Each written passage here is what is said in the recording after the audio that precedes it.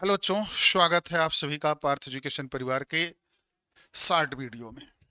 आप सभी विद्यार्थियों के लिए मैं 15 मिनट से अंदर की क्लास सोच रहा हूं प्रस्तुत करूं, और इस वीडियो में आप सभी समझ पा रहे होंगे कि आज हमारी और आपकी चर्चा किस विषय पर होने वाली है। बेटा बस कुल मिलाकर यहाँ से एक क्वेश्चन आपको करा ही देना है, चाहे यह मेल वाला हो, मैच वाले हो, चाहे जिस प्रकार से क्वेश्चन आएंगे इस क्वेश्चन का आंसर आप सभी बच्चों को लगा लेना है। ठीक है, और इस तरीके से हम आपको यहाँ पर बताने जा रहे हैं कि आपका ना क्वेश्चन हर हाल में फंसी जाए।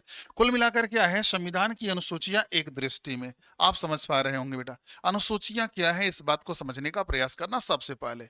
जिस प्रकार से हम संविधान की प्रस्तावना से संविधान की झलक को देखते हैं, संविधान की पूरी संविधान की एक प्रकार से अवलोकन कर लेते हैं, संविधान की एक प्रकार से पृष्ठभूमि को समझने में मजा आ जाता है। सेम वही प्रकार है बेटा जो हम संविधान की अनुसूचियां पढ़ते हैं। जब हम संविधान की अनुसूचियां पढ़ते हैं तो हमें इस बात की जानकारी हो जाती है कि देखिए, चाहे वह किसी भी भाग में प्रावधान होगा, लेकिन अनुसूचियां एक विषय सूची की तरह हमें वहां पर स्पष्ट करेंगी। ठीक है, विषय सूची की तरह हमें स्पष्ट करेंगी, और जैसे हम अनुसूचियों को उठाकर देखेंगे हम उसी अध्याय में जाकर पहुंच जाएंगे जिस अध्याय में उसका वर्णन होगा, और उस अध्याय से जाकर हम अपनी समस्याओं का समाधान ढूंढ लेंगे, या फिर हम अपने अध्ययन सामग्री को उठा लेंगे, या अपने लिए विशेष सामग्री को हम वहां से जुटा लेंगे। प्यारे बच्चों, इसी पर हमारी आपकी बात होने वाली है। आइए, आप सभी को पता होना चाहिए बेटा कि यहाँ पर आप देख पा रहे हैं कि संविधान में कितनी अनुसूचियां, पॉइंट्स में पहले पॉइंट, संविधान में कितनी अनुसूचियां बेटा, संविधान में कितनी अनुसूचियां, अनुसूचियों की संख्या, अनुसूचियों की संख्या। तो दो कंडीशन में मैं आपको बताऊंगा। देखो बेटा, पहले थी 8, पहले थी 8, अब हैं, अब हैं 12। पहले थी 8, अब हैं 12। अब निश्चित तौर पर आपको समझ में आएगा बेटा कि विभिन्न संशोधनों के तहत इसको जोड़ा गया है। सही बात है कि नहीं? विभिन्न संशोधनों के तहत इसको जोड़ा गया है। अब देखिए बेटा, पहली अनुसूची, अनुसूची पहले अनुसूची में क्या है, जैसे आप पहली अनुसूची पढ़ते हैं बेटा, पहले अनुसूची पढ़ेंगे, वैसे ही आपका पहला जो अनुच्छेद पढ़ते हैं ना, वहां से पॉइंट आपके समझ में आ जाएगा। यानी पर संघ राज्य क्षेत्रों का वर्णन, यहां पर क्या पढ़ लेंगे बेटा, संघ राज्य क्षेत्र। किसके बारे में पढ़ेंगे बेटा, संघ राज्य क्षेत्र के बारे में। चलिए आइए आपको दूसरी बात बताते हैं, दूसरा पॉइंट, दूसरी अनुसूची, दूसरी अनुसूची। बेटा दूसरी अनुसूची में क्या है, संवैधानिक पदाधिकारी के वेतन,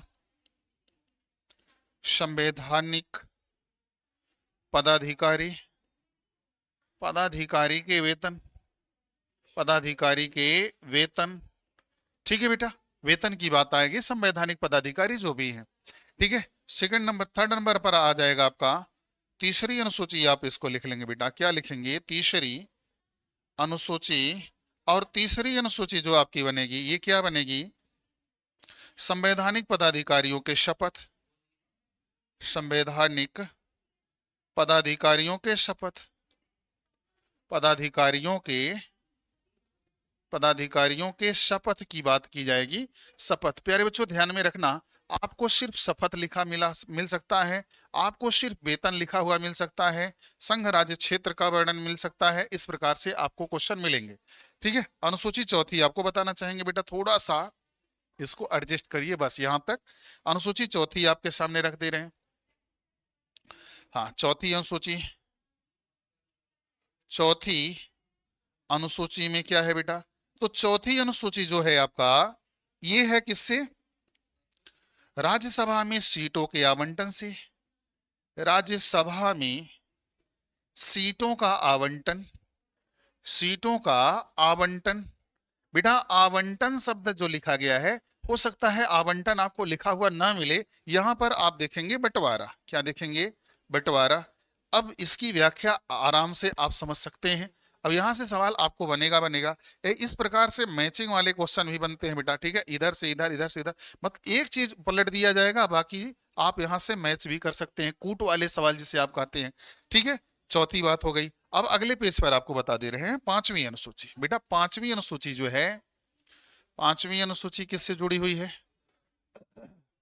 5वीं अनुसूची किससे जुड़ी है मेरे प्यारे बच्चों? आप देखेंगे कि अनुसूचित जाति एवं जनजातियों के क्षेत्र से, जनजातियों से,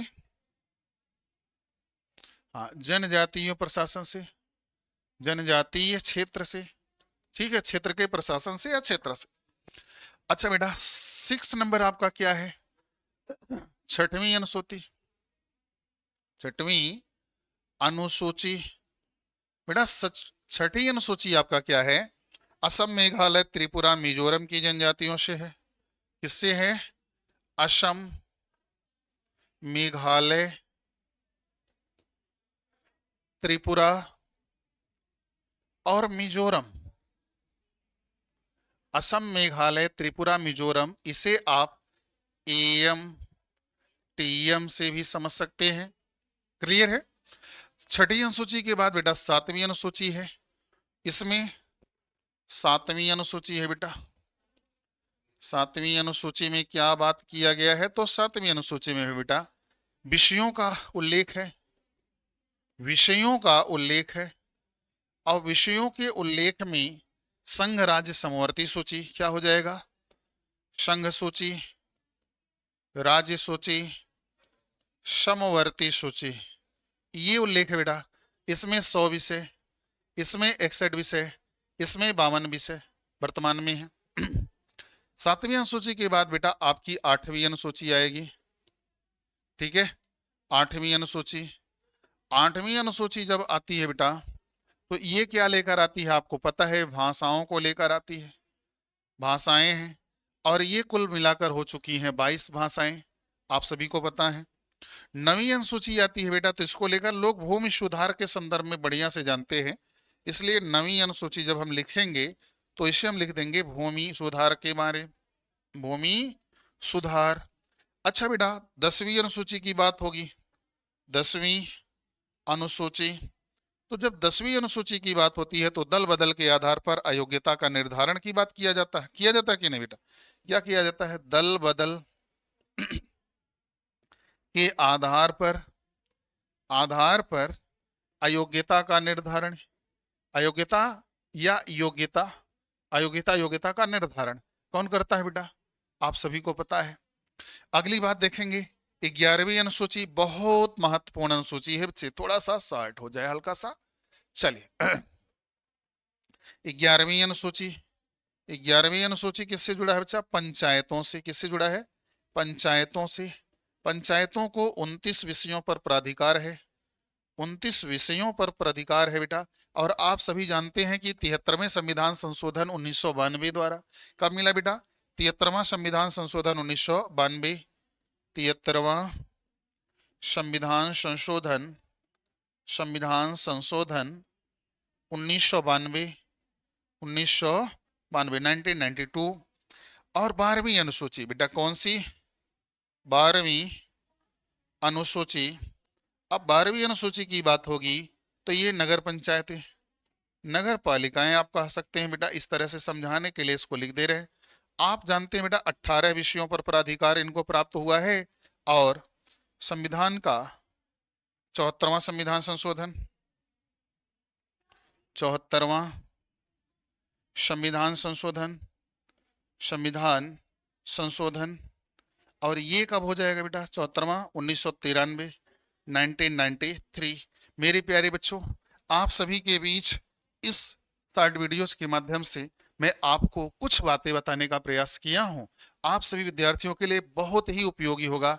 परीक्षा में इससे बनने वाले सवाल आज के टाइम में बहुत ही अधिक संख्या में हो गए हैं, इसलिए आप सभी के बीच इस प्रश्न को रखने का हमने एक बेहतरीन अवसर समझा और आपको दिया। आप सभी को कैसा लगा ये कमेंट करके जरूर बताइएगा और इससे जुड़े हुए सभी प्रश्नों को हल करने का प्रयास करिएगा।